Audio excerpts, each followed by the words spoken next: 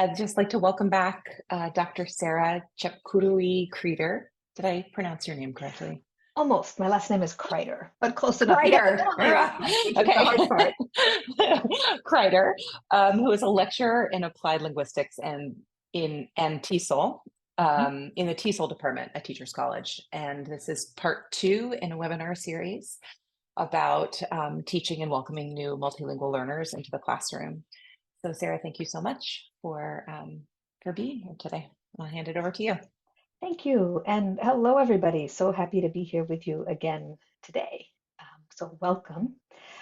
We're going to be talking today about using daily routines as a tool for working with language learners and new arrivals. So that's the topic. And just to give you a sense of the agenda, we'll start with a check-in. And then I'm just basically going to go over what I mean by daily routines, why they're such a powerful tool, and then above all, how we can use them, right? So the bulk of our time together will be with the how, kind of the nitty-gritty, the day-to-day of using routines. But I just wanted to start by saying hello and checking in a little bit. And I'd like to ask you, all of us here, to just take a minute and think about some specific students, some actual real life people who are in your classes, who are language learners, maybe who are new arrivals. So just kind of have them in mind, think about them, and with that, then my two questions for you are: what are some things that those students need right now, based on your interactions with them? Yeah. So what are some of the student needs that you are seeing, witnessing, sensing? And then a related question that I have for you is, what do you need? What are some things that you need right now in relation to working with these students? You're also welcome. I'm going to ask you to post some of your replies in the chat, and we'll read some of them aloud. So just so you know, your replies may be read aloud. You're welcome to post something that you need that doesn't relate to working with the language learners if you would like to share that. So again, what are some things that your students need and what do you need? Keeping your new arrivals and multilingual students in mind. Sarah, just a quick point of clarification is I think people will need to post in the Q&A rather That's than in the right. chat, right? So if you Thank could you. post the responses to the questions that Sarah just posed in the Q&A. Okay. Well, your answers are even related to routines. Thank you for jumping right into our topic today. I see they need basic language skills and a routine they can independently follow. I hear that word, independent. What I need is a plan for what I can do every day. However, with a content curriculum that moves quickly, I feel like I don't have a routine that I can sustain for long. Yes, I hear that. That's a really complicated balancing act for all of us who are in this field. I see time to practice routines. I love that. Thank you for thinking about practice and routines and time. We'll be talking about that. We need support with assessments. It is challenging to find instructional materials without a clear picture of their skill level. I hear you. That's another webinar, and that is certainly something that we can talk about at another time if that would be helpful. All right, so with some language learners in mind, let's start talking about routines. I think I may have even mentioned this in the last webinar, but I very often compare routines to stepping stones. And this is actually something that I first heard from an administrator many, many years ago. If we think about the experience of being a language learner, being surrounded by a new language and being a child in an unfamiliar place, in an unfamiliar country, for me at least, that's overwhelming. And I can have this image of just this river of sound that I don't understand rushing past me. And one of our goals then as teachers and as a community is to provide students with stepping stones, with places where they can rest in familiarity. Because the thing about routines, that's what they are, they happen every day. So they can become a touch point, a place to come back to for our language learners and also for ourselves.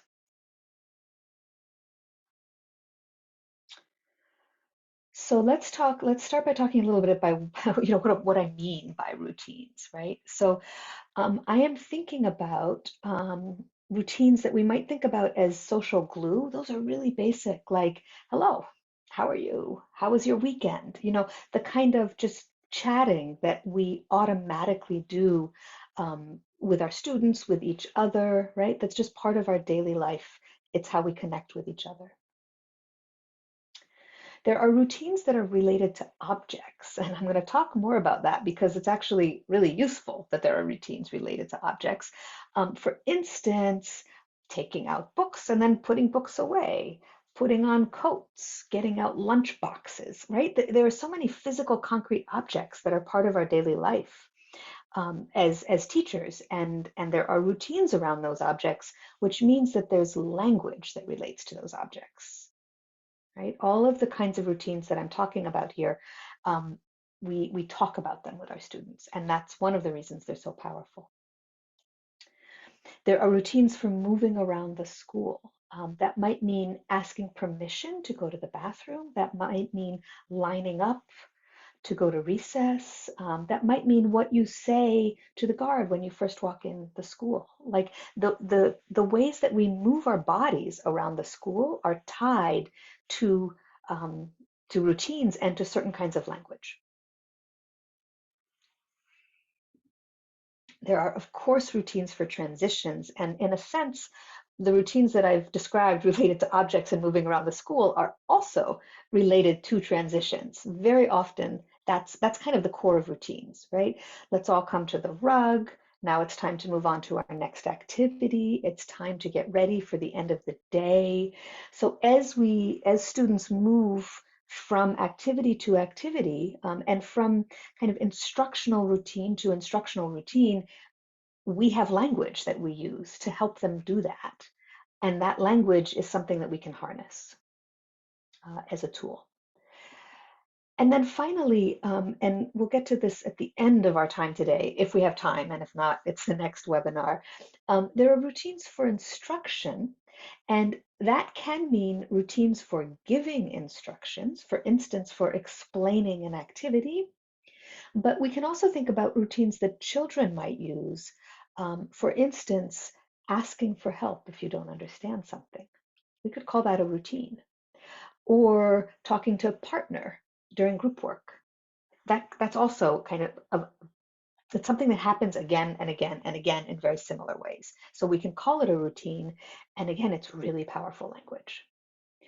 I am sure all of you are already aware of this, but I just want to note that noticing these routines, being conscious of them, using them is incredibly useful for language learners. In fact, it's kind of necessary for language learners, but it's going to be helpful for all of your students.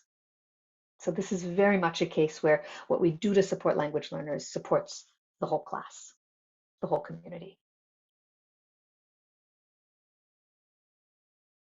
So just to give some example of the ways that language can relate to routines, this is some of what I think of as survival language. So these are kind of routines that we might really want to teach students at the very, very beginning, like when they first arrive in a school. And I think one of you noted that need for basic language. I tend to think about these routines in terms of three different buckets. There's survival. Really, the very first routine is bathroom, please, and help me, please, is also really important, right? Um, Routines for community, that relates to that social glue that I was talking about.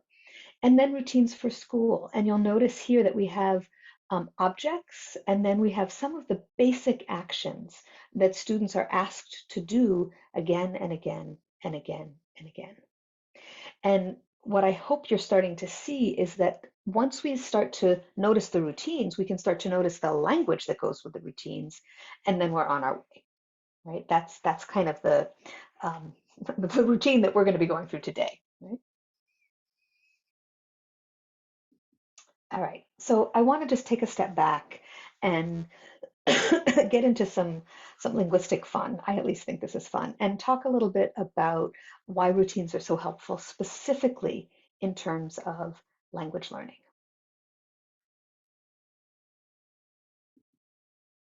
So those of us who study language learning think a lot about and talk a lot about input. And I think this makes sense, right? We need to hear a language, and if we're readers, to see it in order to learn it, right? One of the ways that our brain, become masters a new language is by taking it in, right? Is via input. But not all input is the same. Not all input is helpful in the same way. So one of the first jobs, and we actually talked about this in the last webinar, for a language learner is to connect the babble. I think of this as babble, like just the stream of sound that we hear when we hear a new language to meaning. And one of the ways that we can do that most powerfully, or help students do that most powerfully, actually two ways. One is via repetition, and another is via connection to the physical world. And so think about how many of these routines are related to objects and to movement. So if I say, if a student hears the da da da da da da da da da da da da da, and then they hear that again, right? They're going to start to tune out. But maybe they can hear da da da da da da da da da, and they're like, oh, whatever that is, it had something to do with that object. And then they can start to hear, oh, da da da da da notebook. And suddenly notebook is connected to an actual physical object. Better yet, if it's da da da da da notebook. And that word then becomes meaningful input for students. So when we think about the routines that we have that are connected to objects, we can use those objects to make meaning. Take off your coat, put on your coat, pick up your pen, put down your pen. And I'll talk a little bit later about phrases and vocabulary. But that connection to objects is really powerful, and to movement. Many of the routines are actions like standing up and sitting down, right? And we can act those out, and that's how we learn. And then we need to do that more than once. So this actually should have gone in the opposite direction. It should have first said connection to the physical world and then repetition, because we don't just hear something once and then know it. And we all know this as educators, right? It has to happen again and again. And we do these routines again and again and again. So as an example, please open your books, right? So we can also start to think about grammar. This is where, for me, it gets fun as someone who likes to think about grammar. So if we think about a word, like a vocabulary word, like book, we often think, oh, we need to define the word. But in fact, a definition is not very helpful. I was almost going to say it's useless. I'm not going to go that far. But it's not very helpful in terms of actually being able to use a word. Instead, there's a whole series, there's a lot that we need to know in order to be able to actually use a word, right? So for instance, for book, we need to hear and recognize the sounds b, k, and know that together they make book, and that means that object that is a book. And if we're readers, we need to recognize the letters and know that those letters make the sounds, and the sounds relate to the object. That's part of knowing that word, right? We need to know what a book is. It's obvious with book, but there might be other words that are more complex, kind of more academic vocabulary, where maybe part of learning the word is actually learning what it means. There's also some grammar in there. For instance, we need to know that in English we say one book, two books. On the other hand, we say one child, two children, right? So when we're learning a new noun, one of the things we need to learn is how do we make the plural of that noun? Just like when we're learning a new verb, we might need to learn the past tense.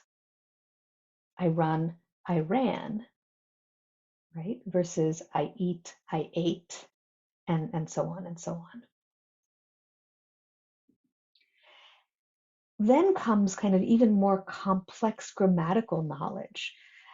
When we use the singular of a noun like book, we usually stick something in front of it, like an article or a possessive pronoun, right? We don't say open book.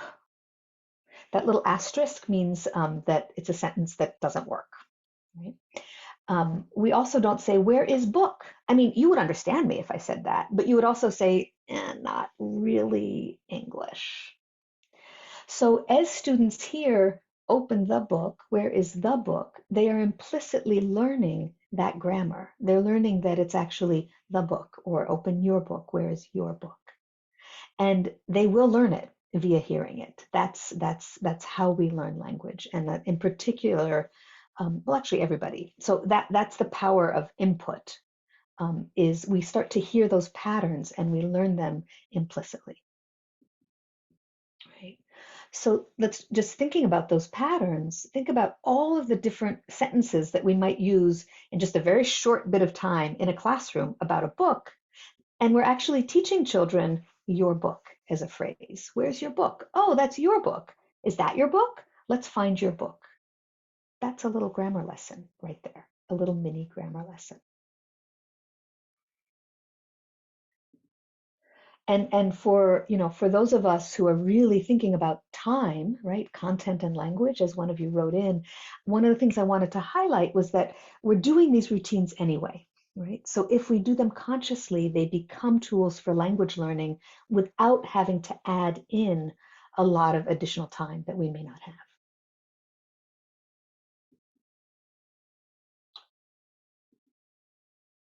So just to one last way of thinking about grammar and sentences is that we can imagine a sentence as kind of a series of slots or places where we stick words. So if I take a sentence like, let's put away our coats, I can then say, okay, let's our coats, because I could say, let's put on our coats, let's get out our coats, let's pick up our coats. Let's take our coats, right? I can stick many, many different verbs in that slot, in that place. I can change the noun at the end. Let's put away our pencils, let's put away our books, let's put away our hats, right? The list goes on and on because there's always a lot to put away in a classroom. Okay, but I could also change the hour.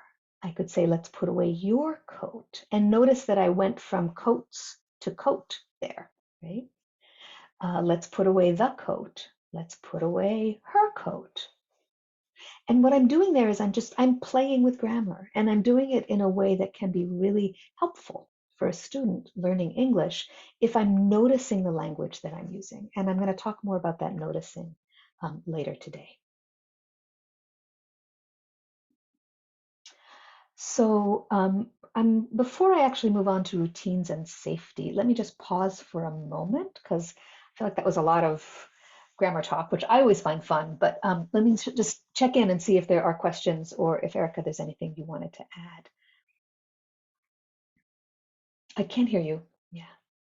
There's one question here that I think it might be easier to address a little bit later, but I want to just kind of put it out there because I think it's super important that Lisa Mhm. posed about being on the same page with colleagues. So how do we reinforce Mhm. and sort of get on the same page around the language that we're using with routines? It seems to me that it would be even more powerful if we're using the same kinds of language around routines as the person who's overseeing lunch, as the person who is Yeah. in the main office, right? So I just wonder if you would like to speak to that, or if you see a logical place to do so a little bit Uh, later. so the main thing I would like to say to that is a huge, resounding, enormous yes. Thank you for thinking about that. Basically, like yes, a gazillion times. Um, when I talk more about noticing, we can talk about that. And when I talk about breaking down the specific language. But one of the reasons that I'm so excited and grateful that so many of you from the same school are here is that that's exactly the work that a school can do together that isn't that big of a lift and that can have a huge impact on students. I'm actually going to move right now right into talking about familiarity and safety because it relates to that very question. So just thank you for asking that. And I think we're going to come back to that idea several times in the rest of our time together.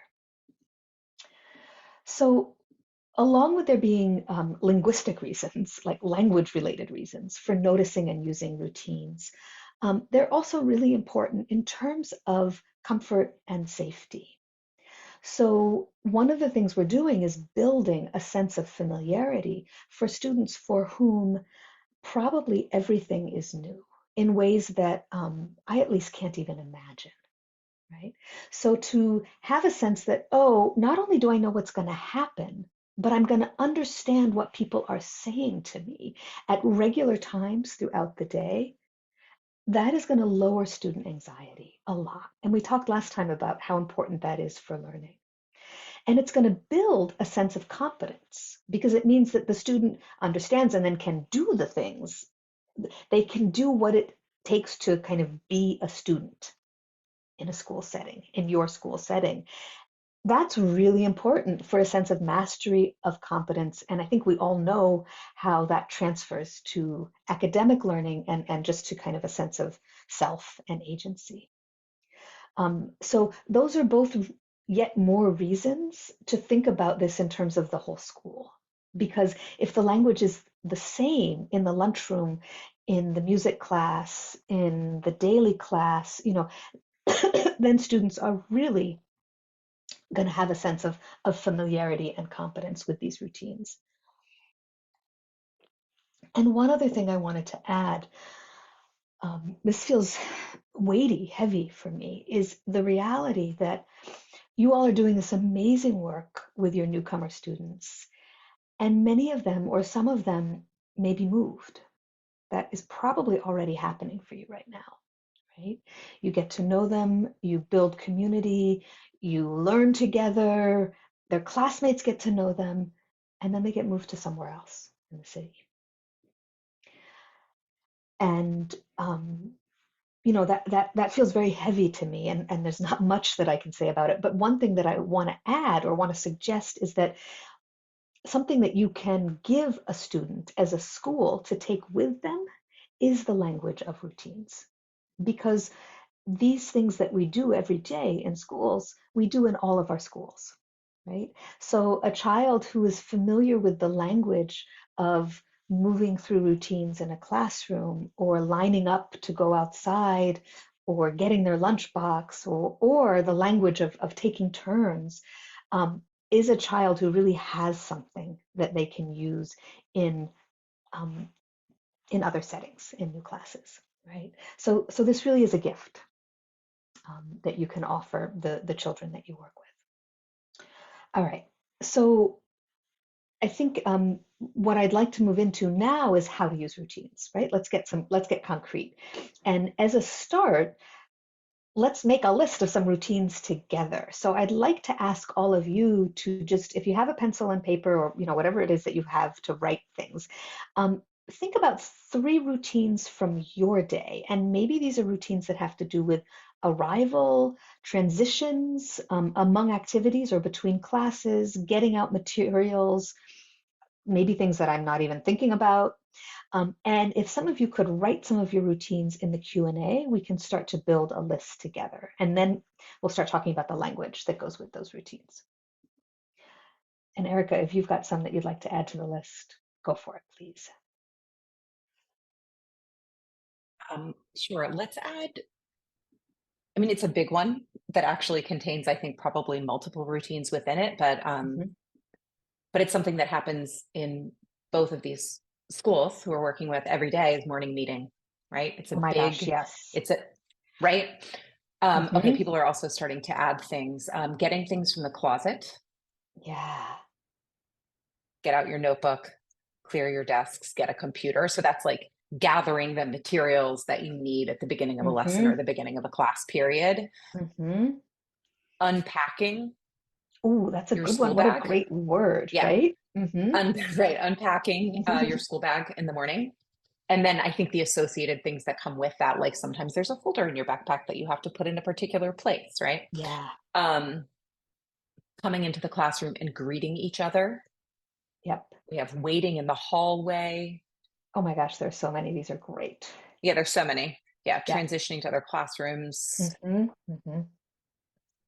Okay. tidying up book stacks. Okay, yeah. Yeah. Right. Okay. This is Un beautiful. yeah, Thank you. entering and unpacking and packing are 2 that have come up multiple times. Okay. So you're already doing part of the work, which you actually touched on also, Erica, which is to break these routines down. So, one of the things I suggest is to literally sit down and make this list. Write it down. By literally, I mean to write it down. And it is helpful to break it down, which I'm guessing all of you already do because we do that as teachers, right? We know that if we say to children, it's time for recess, that's not going to work. We actually need to say, okay, close your books, put your books in your desk. We need to kind of lay out all of the steps. And that process, which already happens in most classrooms, is the first step to using these routines as tools for language learning. The next step is what I like to call, what's the language? That question, all of my students in my classes where I work with teachers hear that question from me all the time. So I invite you to add that question to the questions that you have in your head all the time. What's the language? What's the language? So I'm going to suggest that for each routine, we can think about the language in terms of 2 steps. Okay, the first one is the frame, and the frame tells us big picture what the routine is, right? It's time to get ready for recess. And then the next set is to name the steps. Now, your steps are going to be different from my steps, right? I was just trying to imagine. We put away things. Things is actually not that helpful, right? I'd want to list out exactly what we need to put away. Maybe we push in chairs, maybe we go to the closet.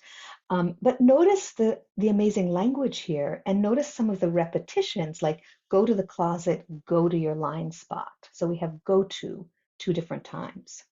Okay. And we're going to come back to that idea of repeating phrases again and again.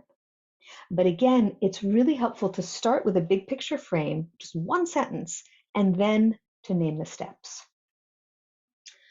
The reason the frame is so helpful, there are a multitude of reasons. One of them is that for a language learner, life is overwhelming, and it's very difficult, actually for many of us, right? But certainly for language learners, and it's difficult to know what to pay attention to in a crowded environment. So if we can tell them kind of what's happening, big picture, they know then kind of where to focus their attention, and they know what kind of language to expect. They start to learn that. For instance, if it's morning meeting, they can guess that some of the language is going to have to do with moving, some of the language is going to have to do with sitting down.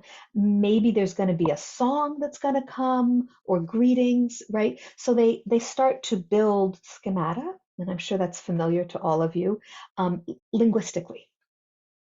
What's interesting is that giving a frame is also helpful in terms of academic language and academic thinking, because part of what we're doing here is teaching children to move between the big picture and details. That is very much what we do when, for instance, we summarize a book or a text. We think about the big picture and then we think about the details. So when we speak like this to our students, we are helping them also learn this way of thinking. So again, this is helpful for language learners, but it's also helpful for the rest of the class to start to think like, what's the summary? What's the title of what we're doing? And then what are the details?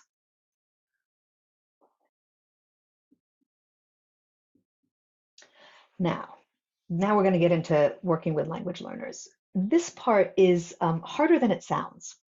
I think this is probably obvious, but in fact, it takes a lot of attention using the same language every time. So if the goal is to come to the rug for morning meeting, right? I might one morning say, let's come to the rug. Another morning, I might say, it's time to come to the rug. I might say, okay, everybody, go to your places on the rug. Another day, I might just say, morning meeting. And that's normal because I'm focused on, okay, what's the next thing? And I want to get everybody in place. So, really, the big takeaway of today is a certain mindset where you are noticing the language that you're using and making conscious choices around that language. And again, I'm sure that many of you do this already. It's what teachers do, right? Erica, did Sarah, you can want to I add something? interject for a second? I did. I Yeah. just wanted to add that anyone who wants to know what this looks like should go visit the kindergarten classroom of their colleagues, because I think this is something often that you see early childhood teachers are really, really good at using very precise language, Mhm. using the same language again and again and again to describe, what's coming next, like rug spots, right? Like I've been in classrooms in your very schools last week where I saw kindergarten teams doing a beautiful job of concise, clear, and like consistent language. And I think that developmentally it makes sense, right, for kindergartners. Like kindergarten teachers are thinking about this because kindergartners are still really actively learning the language, right? They're still, Yes, I mean, exactly. so I think that's why it kind of naturally comes with the territory. But Hmm. um, yeah, go in and visit the class if you have, a minute. Pop your head into a kindergarten class, and I think you can learn a lot um, about this idea of the language of routines. I love that. Thank you. Couldn't agree more. In fact, there's a particular kindergarten teacher who I often think of when I give this talk, who was probably the most brilliant language teacher I have ever met. For many of for those reasons. And let me just add that as students get older, what happens is the language may change, but the underlying idea is the same. So maybe in a fourth grade classroom, I don't know if you all do morning meeting in a fourth grade classroom. Maybe you do, maybe you don't. Maybe it's like a math class, but there's still a routine. So students walk in and you can ask yourself, what's the first thing that they need to do? Is it to get out their notebook and their pen? Is it to check their homework? Whatever it is, that routine can be codified in the same language every day, in the same way that find your rug spot is appropriate language for a kindergartner.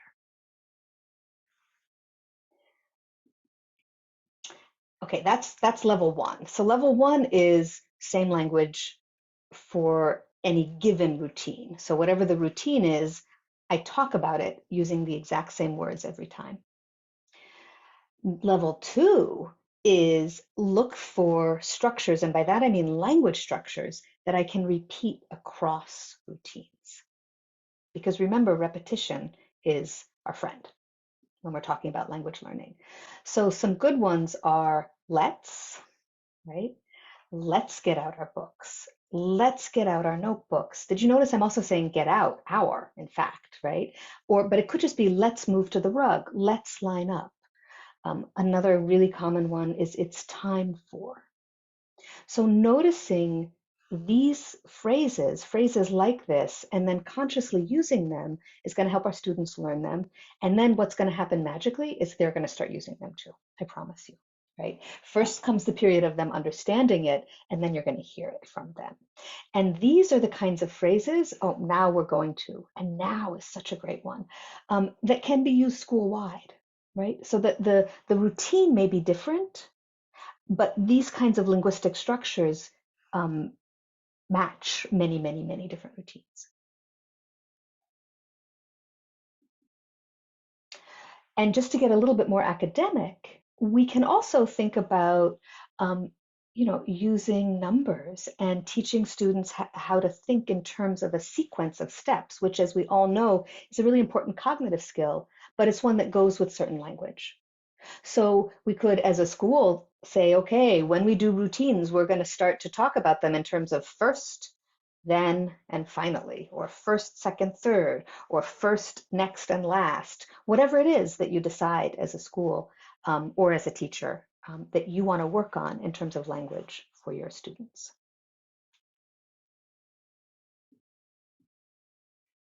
Okay, So I'd like to give us a chance to practice this a little bit. And I think I also see some questions appearing. So I'd like to suggest that you, those of you who are watching, take a minute, think of a routine, and write down a single framing statement, right? And maybe you want to use something like it's time for, or now, or let's. And then just write down the first step for that routine. But you're not writing down the step, you're writing down the language that you're going to use to do that. Erica, do you want to model that? Can we think of a routine together? Yeah. We can try. Yeah, let's do it. I didn't warn you Okay. about this, but yeah. No, that's okay. I'm gonna think on my feet. Okay, so what routine do we want to think about? Yeah, let's How go about back. I'm looking at some of the routines that are here in the Mhm. Q&A, so we could use one of those.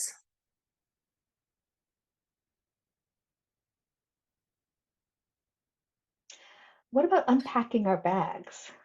Yeah, I think that's a good one. Okay. And I think then, but unpacking our bags also is something that elementary school teachers may do. But for the middle school teachers with us, students may not be unpacking their bags, but they may be getting materials organized. So maybe Sure. we could do both, right? hmm Okay. hmm hmm So, Okay. So if unpacking our bags. so for unpacking our bags, the first question is how are you going to frame that? And it could be it's time to unpack our bags, right? That's it. And Mhm. then you could even you decide, depending upon your students, your time, their age, how much you want to break it down. You could say, pick up your bag, put it on your desk. Think about the glorious language learning there. Pick up, put on, right? Open your bag. So you can get very detailed narrating each step, and that's really powerful. Or that may feel like too much, and you want to say, now it's time to unpack our bags. Get out your folder and put it on your desk. Get out your reading book and put it on your desk. But note that I'm using the same phrase for different objects. Right, right. Get out your and put it on your, right? Exactly. Yeah. We could use a similar phrase for middle school, right? But it might not be that we're unpacking our bags, but maybe students are in science class now, and I want to say, okay, everybody, get out your lab and put it on your desk. Get out your pencil and put it next to your lab, or whatever it is that they need to have ready, right? And maybe I want to start by saying it's time for lab. Mhm. And then I lay out the Right. options, right? Yeah. Right. Or even I'm thinking about middle school teachers who I know who have, depending on the day, like a science classroom, it might be a lab, or it might be a day where there is a more of a note-taking day, right? Or it hmm might be a day where students are doing some kind of self-guided work on the computer. And I think this is connected to something that I talk to teachers about a lot, which is just even naming some of the rituals that you have in the classroom. And I think that's what you're hmm talking about when you talk about the frame. So if Yep. it's a lab day, so it's, we're doing a lab day today. Get this is me Yeah. stumbling through this. This is how hard this is. Get out your lab packet and your goggles and come Right. to the Yeah, table exactly. or That's it. something like that, right? Yeah. Yeah. But on a day, a different kind of day, like a note hmm taking day, hmm we would frame getting started differently. Right. And that's exactly it. That framing statement, I want to emphasize how powerful that is for all students, but Mhm, how really crucial it is for language learners. Today, we're going mhm. to take notes. Today, we're going to be doing a lab. Today, we're going to be working on computers. And the emphasis is on the doing. What are students going to be doing? All right, let's just see if we have any statements in the Q&A. And if not, we Yes, can I see a keep few. going. Yeah. I love this, what Mary Jo and Kim added into the Q&A. I don't know if you're seeing that. I So they can't see. Can said you read it? Yeah. they're pre-K, sure. So it says this is Mhm. exactly what we do in our pre-K class too. Consistent use of routine and tools of autonomy. I think is Mhm. a really nice way of naming what it is that you are advocating here for students, which is how do we give them tools so that they can be more autonomous, right? I love that. Thank you. And let's just note, I was talking about routines as tools for teachers, but I love, thank you for emphasizing that they are also tools for students and above all tools for autonomy. Yeah, yeah. Okay, and then I also see here something from Lisa saying, like, how would you frame something like a redirection? So, like, stop what you're doing now and listen for Oh, a new what a good direction. question. What a great question. Yeah. Yeah, that's an experienced teacher, right? Asking that kind of Mhm. question. So, and I'm not sure. So, what I think I hear there is attention to the fact that the first step is to catch everyone's attention. And again, this is just good teaching in general, but for a language learner, it's crucial. It takes such careful listening to understand when we're learning a language that it's helpful for students to know, like, now it's time to tune in. So a framing statement might be, I'm going to say something important, or I'm about to tell you what we're going to do next. Please look at me, right? These are kind of classic teacher moves. We do this. But yet again, these are things that are sort of, okay, we don't have to do them, we can do them. They're so crucial for a language learner. So one frame might be, I'm going to say something important. Another one might be, it's time to do something different, or we're about to change activities. So it's like, so first you tell them there's going to be a change, and then you tell them what the change is. And what you're doing is you're giving students a chance to tune in, right? So, okay, everybody, it's time to change now. We're going to, and then whatever the next activity is. If you're the person who asked that question, feel free to add more if I didn't quite capture what it is that you were thinking about, because it's a really interesting question.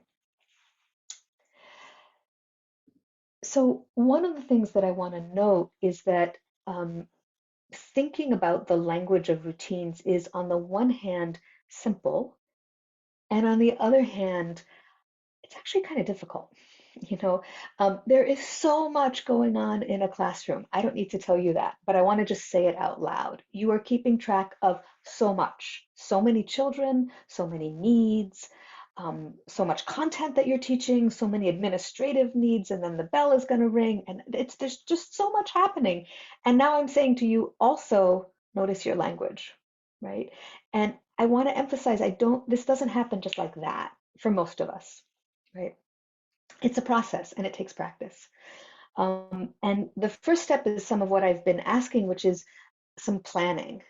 It really is helpful to just take a few minutes and sit down and note some routines. And certainly, if you're working with co-teachers, you need to do this together. It's really helpful to do it together if you possibly can. And then start to jot down some of the language that you want to use for your routines. And then it's very likely that you will do that planning, and then you will look up and realize that you didn't do it. You didn't use the language. Happens to me, happens to most teachers who I work with, because there's so much else that you're thinking about. So I think of this as a cycle. I call this the cycle of micro reflection, because these are micro moments that you're making choices about. And what you're doing is you're reflecting on your language in the moment. And if this is feeling overwhelming or difficult, a first step is just to notice the routines without trying to change the language. So take a few days, take a week, and just see if you can notice, oh, routine, up, routine. There was one, there was one, there was one. And then you can choose one or two where you want to really focus in on the language, right? So you notice the routine, you make a choice, as in you change the language, and then you notice what happens. And you start to notice, how is that working with my students? You know, do I need to shift it? Is that working? And then you make another choice, and then you notice. And it's a slow process. It can be very invigorating, but I just want to emphasize again that it can take practice. It's like having two levels of attention at the same time, because I'm paying attention to what I need to do, but I'm also paying attention to how I'm talking about it. I really do think of this as something that is easier for teachers than a lot of people in the world, because I think we do this as teachers, or many of us do. so just a few more things, and then I'm going to come back to pausing to check in and see what questions and thoughts people have. But I just want to add a few ways of thinking even more with more complexity, right? So some places to start here. Think about using routines to teach basic classroom vocabulary.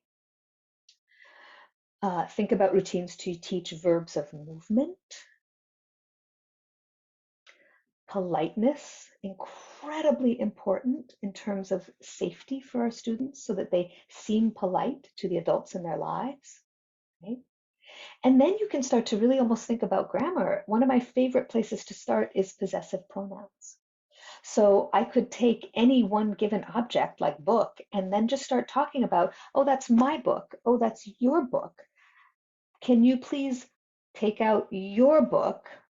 Okay, now, oh, look, that's her book. And you just start playing with the pronouns that you're using consciously, and you're teaching some grammar right then and there in that moment.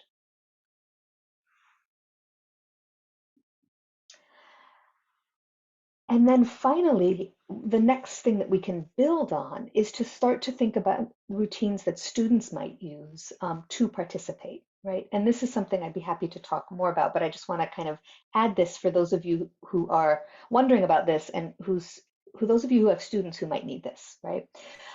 Um, so when I say turns, I think probably those of you who are working with young children are thinking about taking turns, and that's part of this. The language of turn taking, as in it's my turn, no, it's your turn, is really important.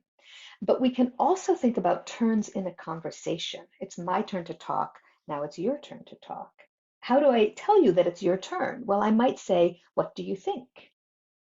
And that's language that students need, right? Just like they need to, for instance, express opinions. And they might, at a beginning level, do it with gestures, like saying, yes, no. But then they might move into saying, I agree, or I disagree, or I think that, right? Students might need the language of clarification. These are more advanced students, like to say to a partner, wait, what are we supposed to do? I don't remember. That's a routine in the sense that that's something that students need to do again and again and again across contexts.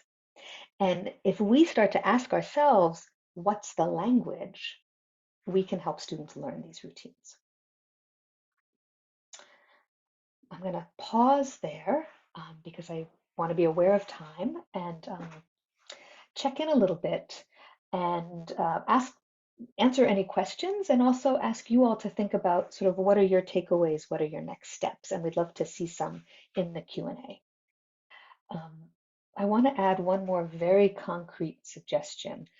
For those of you who are working with readers who may be thinking, oh, let's write down the routines or the language. Yes, that's wonderful. And I strongly recommend that you keep that written language close to students, literally close to them.